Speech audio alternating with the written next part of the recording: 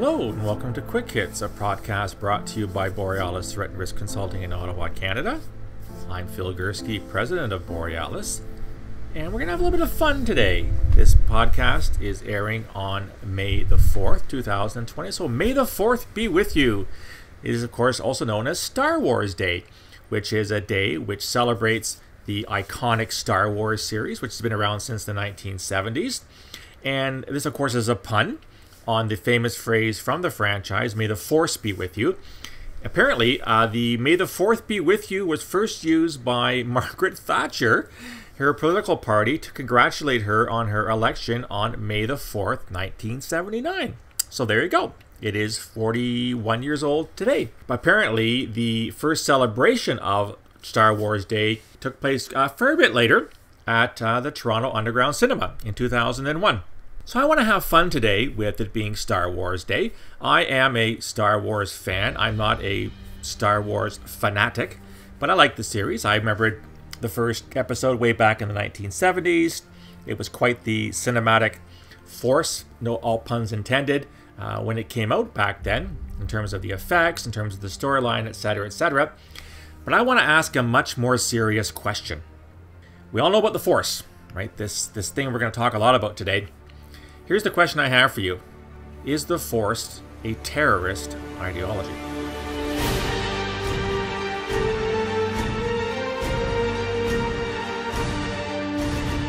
Now, before I get hate mail and hate calls and all kinds of other nasty things said about me, this is a podcast on terrorism. It's an intelligent look at terrorism. And we've talked a lot in the past couple months and years about what is terrorism, what it is not. And most of what I talk about are real-world events, real-world terrorist groups, real-world terrorist events. And I wanted to sort of get a little bit, not flippant, but look at a piece of fiction and run it through a terrorism filter to see what comes out. So, why am I even asking the question? Well, what is the Force? The Force, of course, is this thing that underlies the entire Star Wars franchise. And it is apparently a metaphysical and ubiquitous power. That's how it's defined. It is wielded by Force-sensitive characters throughout the franchise. People like the Jedi and people like the bad guys, Darth Vader and the Sith.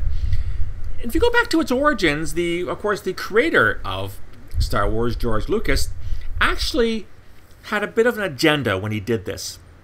He apparently wanted to awaken a certain kind of spirituality in young audiences, suggesting a belief in God without endorsing any specific religion.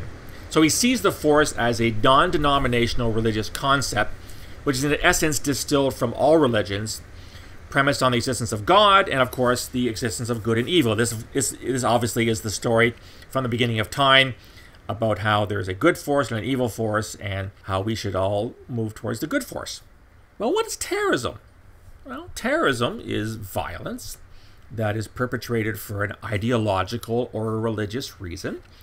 The Force qualifies as a quasi-religion. It certainly is ideological in nature.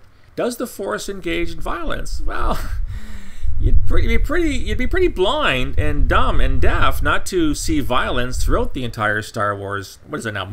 9 movies now? I've lost track. And novels and fanzines and websites and all kinds of stuff. So there's no question that the Force itself is associated with violence, and therefore it's a fair question to ask if, in fact, those that wield the Force are terrorists.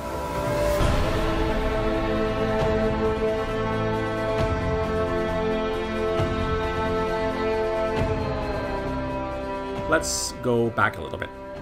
So there are 2 primary actors in the Star Wars universe. There are the good guys, and there are the bad guys. Good guys, of course, led by Luke Skywalker. If there's any better name in the universe than Luke Skywalker, I haven't come across it yet. And he realizes that he has this Force, and he uses it to try and do good, at least in his own mind. Of course, Luke is sort of the quasi-notional leader of the rebels.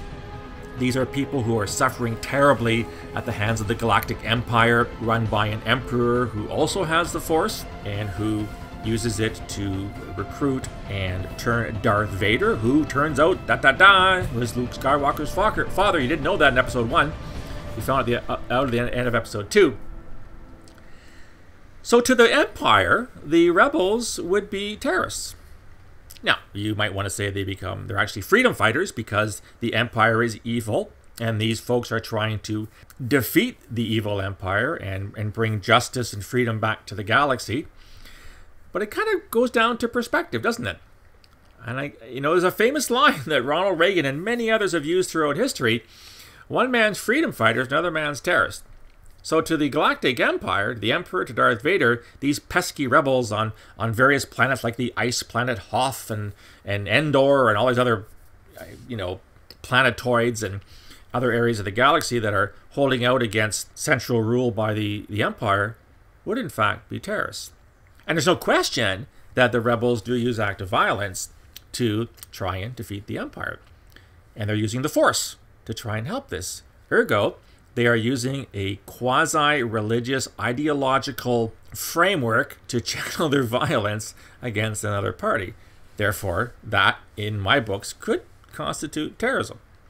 What about the other side? What about Darth Vader and the Emperor? Well, they clearly as well, they are using the Force in a violent fashion to try to get their way, to try to extend their hegemony across the galaxy, to try to submit people, to try to get them to submit to the Empire and to its will. Therefore, the Galactic Empire is also using a quasi-religious ideological vehicle to act violently to get their way. So, in essence, both the good guys, Luke Skywalker and his buddies, and the bad guys, Darth Vader and his buddies, are both engaged in terrorism.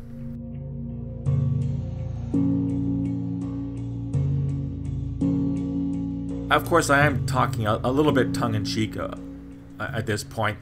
The Star Wars story is simply the age-old story of good versus bad, and how, of course, good triumphs in the end. And I don't want to dismiss this sort of iconic framework that we've all heard these stories since we were kids, and the vast majority of us, I hope, want to fight for the forces of good over the forces of evil. But there's a bigger lesson here. We're talking fiction, but it has lessons to the real world as well. And that is that if you want to label something terrorism, it all depends on who is saying it. Terrorism is actually in the eye of the beholder. There's lots of groups that we, collectively in the West, have supported historically to fight against regimes that we didn't like, and we called them freedom fighters. A very good example are the Contras in Nicaragua in the 1980s.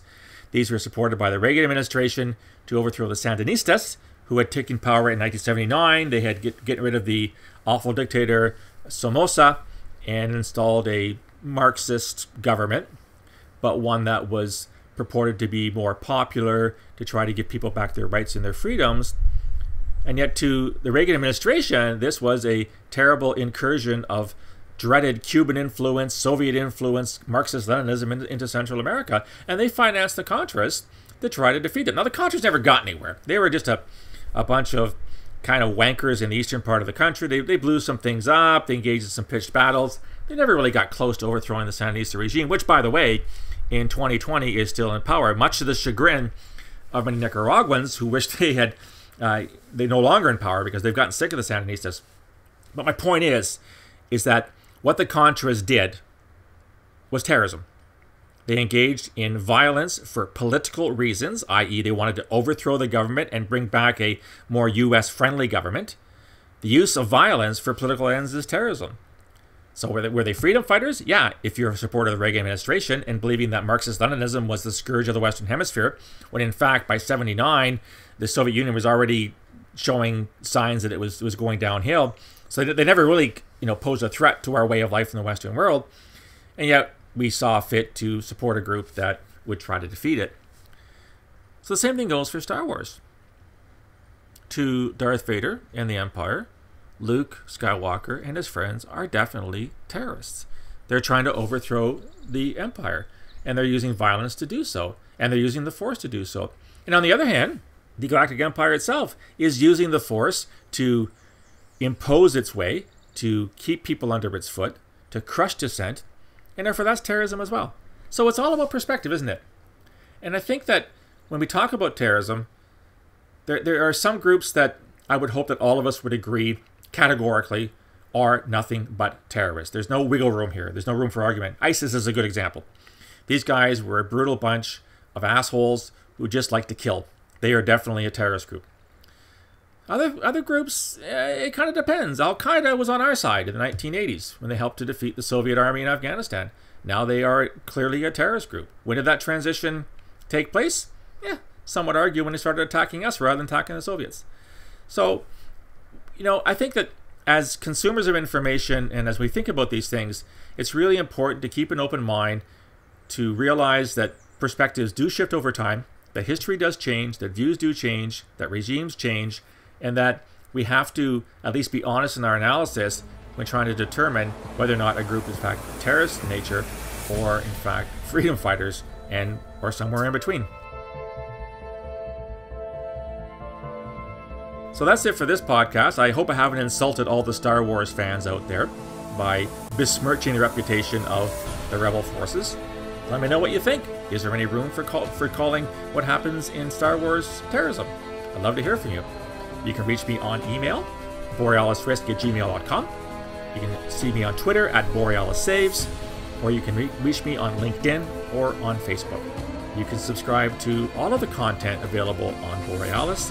Simply go to www.borealisthreatrisk.com, hit the subscribe button, fill in your information, and you'll get a daily email with all the content free of charge to your inbox. Today Terrorism series, perspectives, podcasts, intelligent look at terrorism. I'll talk to you again soon. Until then, stay safe, and may the 4th be with you.